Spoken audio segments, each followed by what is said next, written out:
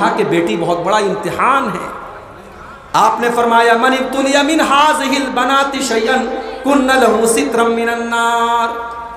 جس کو اللہ تعالیٰ نے بیٹی دے کر کے آزمایا اور اس امتحان میں وہ کھرا اتر گیا، وہ بیٹیاں اپنے ماں باپ کے لیے جہنم سے بچنے کا ذریعہ بن جائیں گی.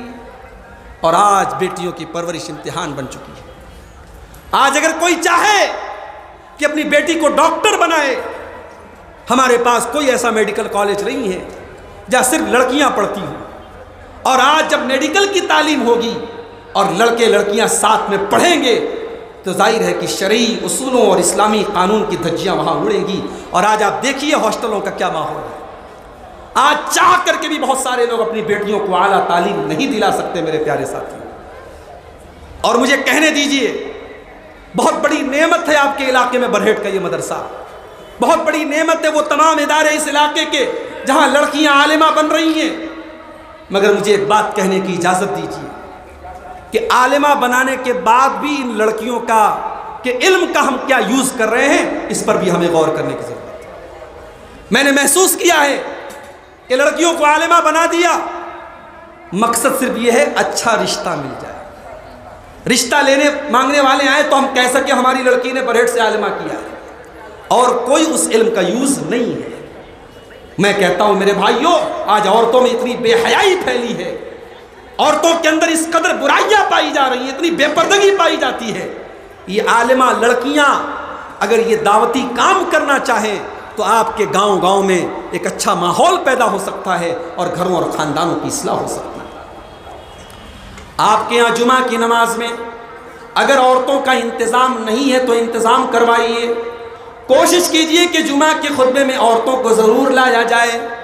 جلسہ تو سال میں ایک بار ہوتا ہے، لیکن برائی تو روزانہ موبائل پر دیکھی جا رہی ہے. برائی تو روزانہ موبائل پر دیکھی جا رہی ہے.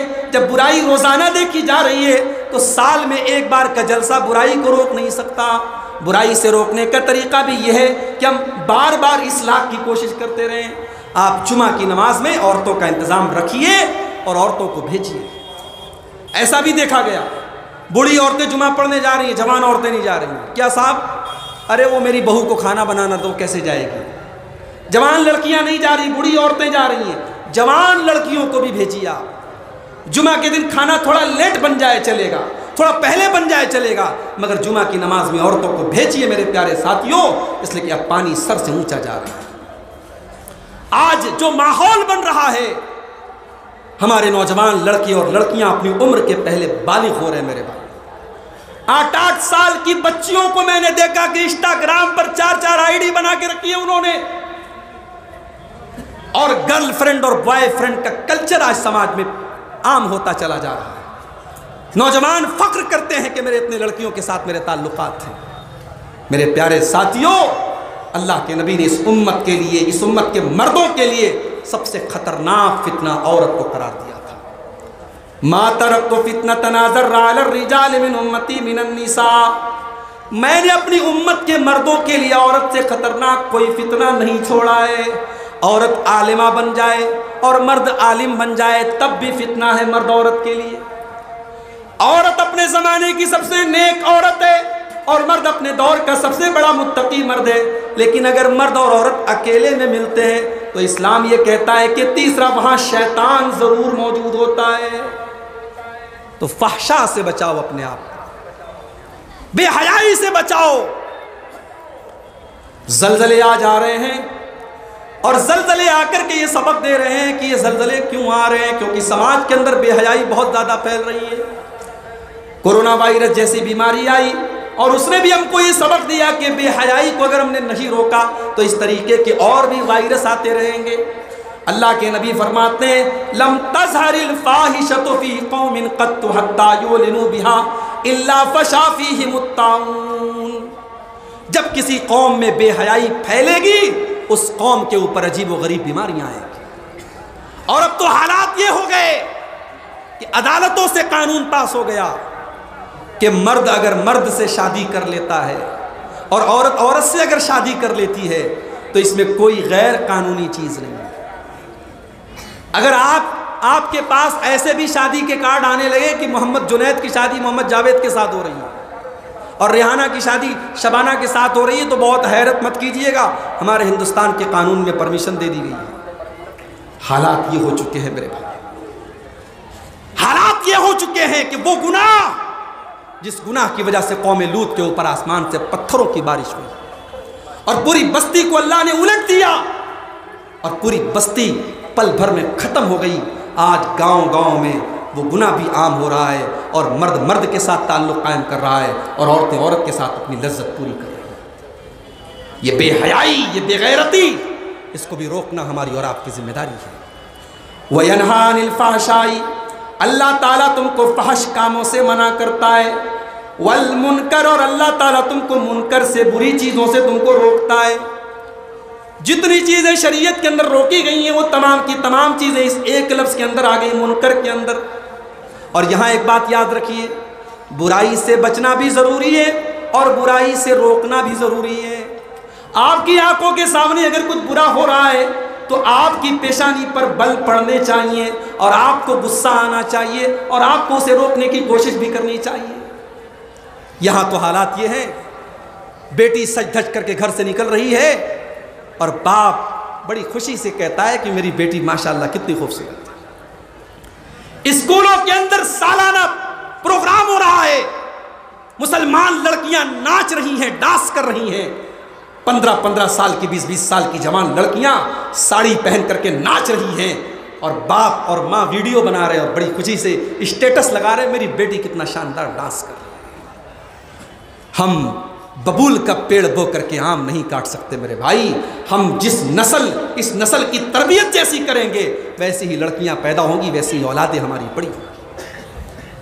آج آپ دیکھیے حالات کیا ہیں، اللہ کے نبی فرماتے ہیں او لوگوں تم اپنی اولاد کی ذمہ داری کو محسوس کرو، کلکم راعٍ وکلکم مسئول عن رعیتہ، تم میں سے ہر انسان ذمہ دار ہے اور قیامت کے دن اس کی ذمہ داری کے بارے میں سوال ہوگا۔ اولاد والو، یہ اولاد تمہاری گردن پر کل قیامت کے دن ذمہ داری بنے گی اور اللہ پوچھے گا کہ تم تہجد پڑھتے تھے اور تمہاری بیٹی رات میں 2 بجے غیر محرم سے بات کرتی تھی، تم کیا کر رہے تھے؟ اللہ پوچھے گا میری ماں و آپ سے کہ تم تو پردے اور نقاب میں نکلتی تھی اور تمہاری جوان بیٹی 16 سال کی 20 سال کی سج دھج کر کے سنور کر کے بغیر پردے کے نکلتی تھی اور چہرے پر ایک چھوٹا سا ماسک لگا لیتی تھی اور تم نے اس کو اجازت دی تھی، تم نے کیوں ایسا کیا؟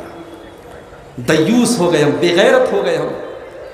جب تک ہم غیرت کو اپنے اندر نہیں پیدا کریں گے سماج سے بے حیائی ختم نہیں ہو سکتی۔ اسی لیے اللہ کے نبی فرماتے ہیں 3 لوگ ایسے ہیں جن کی طرف اللہ تعالیٰ قیامت کے دن نہ تو دیکھے گا، نہ بات چیت کرے گا، نہ ان کو گناہوں سے پاک و صاف کرے گا۔ کون سے 3 لوگ؟ آپ نے فرمایا العاق لوالدیہ، اپنے ماں باپ کو ستانے والا، اپنے ماں باپ کو دکھ دینے والا۔ ماں باپ کو کبھی دکھ مت دینا۔ 2 گناہ ایسے ہیں جن کی سزا اللہ تعالیٰ دنیا میں ہی دے دیتا ہے، اس میں سے ایک گناہ ہے حقوق الوالدین، ماں باپ سے رشتہ توڑنا۔ ہمارے یہاں جوائنٹ فیملی سسٹم اور اس کے بعد سپریٹ فیملی سسٹم۔ جوائنٹ کا مطلب یہ ہے کہ باپ ماں دیور جیٹھ سب ایک ساتھ رہیں، اور الگ رہنے کا مطلب یہ ہے کہ باپ سے اور ماں سے کوئی مطلب نہ رہے۔ یہ غلط ہے، دونوں سسٹم غلط ہے۔ نہ یہ جوائنٹ فیملی سسٹم پوری طریقے سے صحیح ہے، نہ یہ سپریٹ فیملی سسٹم پوری طریقے سے صحیح ہے۔ اگر آپ شادی کے بعد اپنے ماں باپ سے الگ بھی رہتے ہیں تو الگ رہنے کا مطلب یہ نہیں ہے کہ آپ ان سے کوئی مطلب نہ رکھیں میرے بھائی۔ ماں باپ کی آنکھوں میں کبھی آنسو مت لانا، ماں باپ کو کبھی تکلیف مت دینا۔ ماں باپ آپ کے بچپن میں انہوں نے آپ کی وہ تکلیفیں برداشت کی جو آپ سوچ نہیں سکتے۔ جب ماں باپ نے آپ کی نادانیوں کو اور آپ کے رات رات بھر رونے کو برداشت کیا ہے، آج 60 سال کا بوڑھا باپ اگر کسی بات پر ڈانٹ دے تو آپ برا مت مانیے، اس نے کئی بار آپ کی باتوں کو برداشت کیا ہے۔ اس لیے اپنے ماں باپ کے ساتھ کبھی ظلم مت کیجیے میرے بھائی۔ دوسری چیز والمرأۃ المترجلہ، مردوں کی نقل کرنے والی عورت، مردوں کے جیسا ٹائٹ کپڑا پہننے والی، مردوں کے جیسی چال ڈھال اپنانے والی عورت۔ اور تیسرا آدمی جس کی طرف قیامت کے دن اللہ تعالیٰ دیکھے گا بھی نہیں، آپ نے فرمایا الدیوس، الدیوس الذی یقر فی اہلہ الخبث، وہ بغیرت مرد جس کے گھر میں بے حیائی کا کام ہو رہا ہو، اور اس کو کوئی فرق نہ پڑ رہا۔